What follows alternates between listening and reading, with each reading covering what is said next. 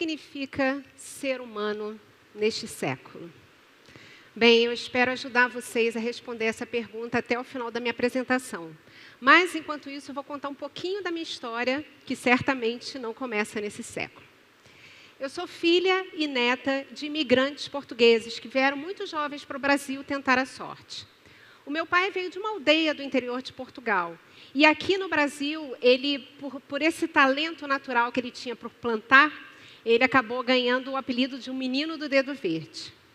O meu avô ia com tamanha frequência ao Jardim Botânico do Rio de Janeiro, inclusive tendo também plantado árvores lá, que acabou se tornando sócio benemérito do parque.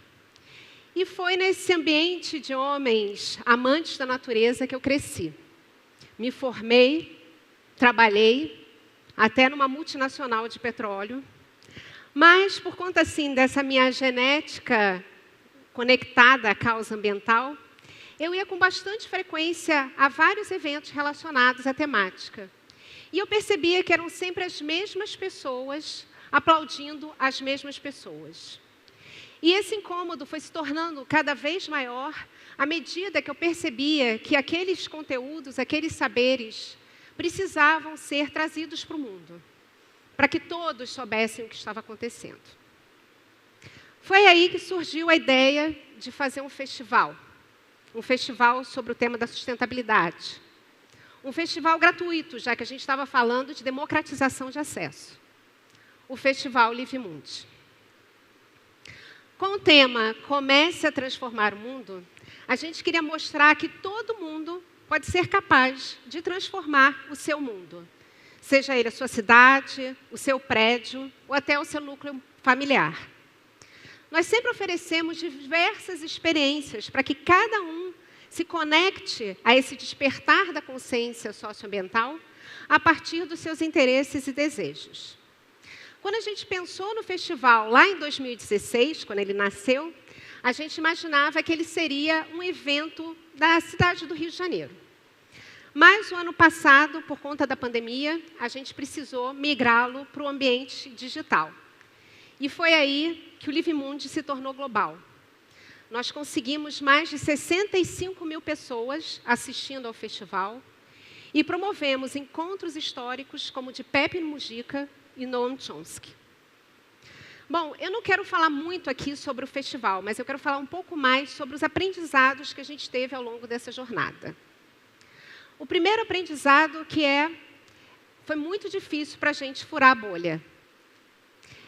E aí, a gente contou com uma rede de parceiros perfeito e incrível, que nos conectou a esse cidadão no seu território de pertencimento.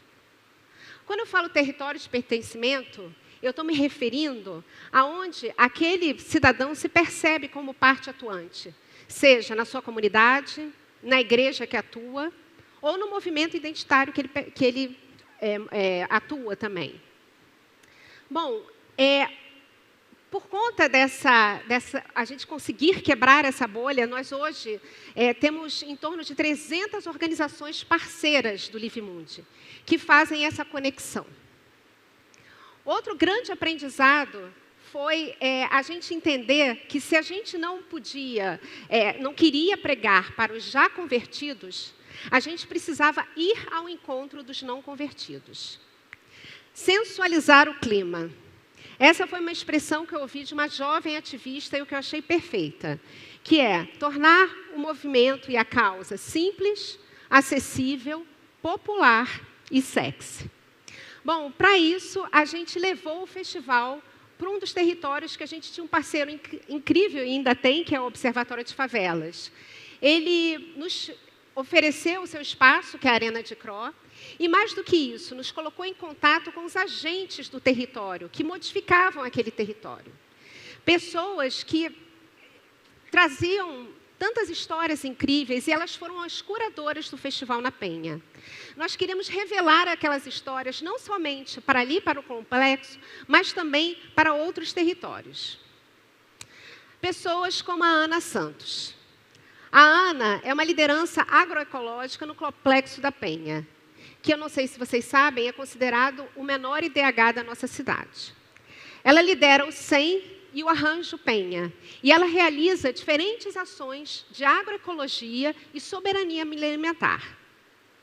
Ana foi uma das palestrantes da Arena de Cro, do Livimundi Penha, mas também foi uma das palestrantes lá no Livimundi, no Parque Lage, onde a gente normalmente tem a nossa casa, em parceria com o Parque Nacional da Tijuca, que nos apoia. A gente queria dar visibilidade àquelas histórias que estavam ali restritas na favela. Nós levamos também crianças e jovens e também senhoras que trabalham nos movimentos da Ana, para que aquelas pessoas conhecessem aquelas histórias. Pessoas que raramente saem da favela, por medo. Entendemos também que se nós temos a urgência no agir, a gente precisava estar presente não somente nos dias do festival, mas ao longo de todo o período que nos cabia. Por conta disso, fizemos diferentes iniciativas, como mutirão de limpeza no Morro do Corcovado, fizemos benfeitorias em diferentes escolas, fornecemos conteúdo e informações nas nossas plataformas digitais, que hoje contam com mais de 35 mil seguidores. Bom, e esse ano nós fizemos uma iniciativa que nos tocou bastante, que aconteceu durante a pandemia, envolvendo 140 jovens do entorno da Lagoa de Araruama, de 6 escolas, de cidades diferentes do entorno da Lagoa de Araruama. Para quem não sabe, a Lagoa de Araruama é a maior laguna hipersalinizada do mundo, palco de importantes estudos sobre a formação de vida na Terra. Vem gente de fora estudar na Lagoa de Araruama. Só que hoje, muitas vezes, quando chove, ela recebe esgoto in natura. A nossa intenção ali era mostrar para aqueles jovens a potência daquele lugar, a biodiversidade daquele lugar.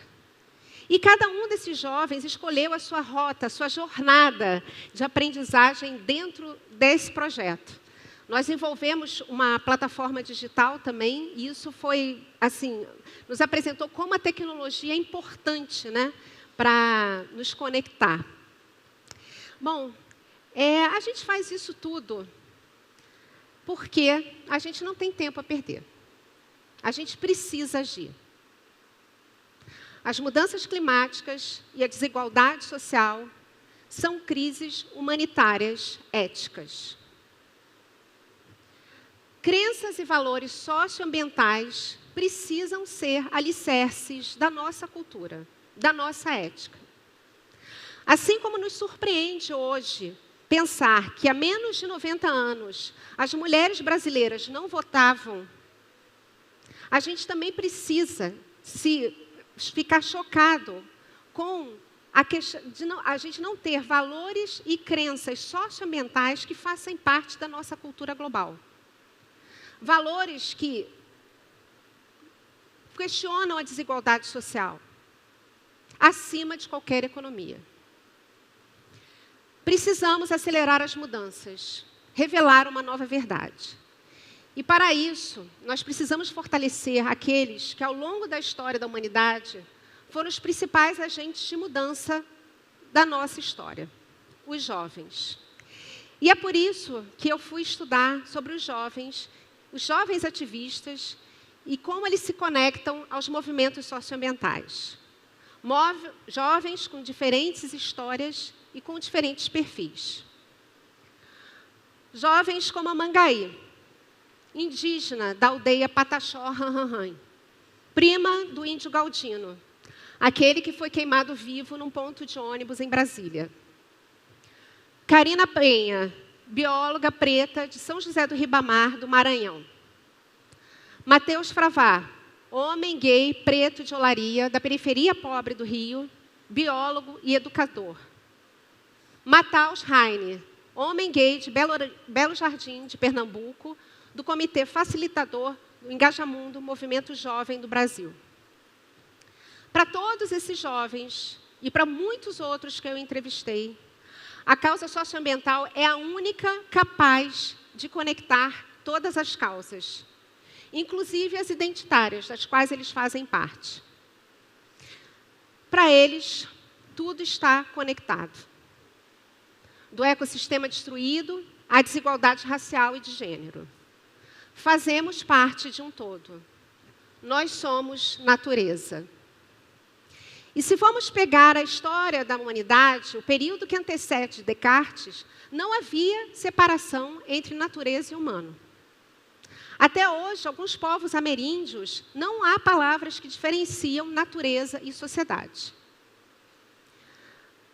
Como o escritor Fábio Scarano fala em seu livro Regenerantes de Gaia, a modernidade inventou essa economia que separa o humano do não humano, o natural do cultural, a poesia da ciência. Precisamos transgredir os atuais modos de viver e agir. Disseminar valores e crenças que reconectem o ser humano com a natureza. Não há dúvidas que o atual modelo econômico nos trouxe várias conquistas, mas até hoje nós vivemos com a fome, a insegurança e o racismo, enquanto o planeta está em colapso. Eu sou uma otimista. Eu acho que tem um novo tempo chegando. Mas a gente precisa ousar. A gente precisa transgredir. Nós não somos assim. Nós nos tornamos assim. Bom, e o que significa ser humano neste século? Para o Livimundi, significa causar ainda mais impacto. Nós agora somos uma ONG, com o firme propósito de multiplicar os transgressores. Aqueles que questionam o status quo e aceleram as mudanças que devemos ter no mundo. Vamos fazer isso a partir da educação socioambiental. Vamos fazer outras jornadas transgressoras também, como a que fizemos com os jovens da Lagoa de Araruama, e no festival de 2022 vai ter uma curadoria totalmente jovem. Faremos isso com uma chamada pública nacional convocando esses jovens. Paulo Freire uma vez nos disse: uma das coisas mais lastimáveis para um ser humano é ele não pertencer ao seu tempo. É ele não se sentir assim, um exilado do tempo. Um novo tempo chegou. E você, como vai transgredir? Obrigada.